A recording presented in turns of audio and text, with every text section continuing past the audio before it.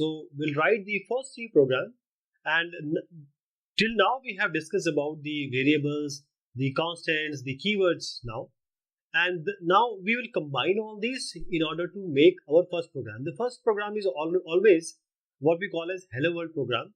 But because we have discussed about that hello world, we'll write some other, we will just add all these components just to make it a little more interesting.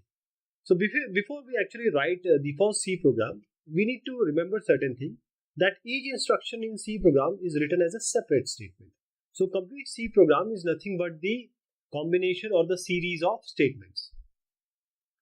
Then the statement in the program, it must appear in same order in which you want to execute. You cannot have this here and this here if you want to execute, don't want to execute like that. And the blank spaces, they may be inserted between two words just in order to improve the readability of the statement, as we'll do in the program. And no blank spaces, they are allowed in or within a variable, a constant or a keyword. And then all statements we will enter in small case letters.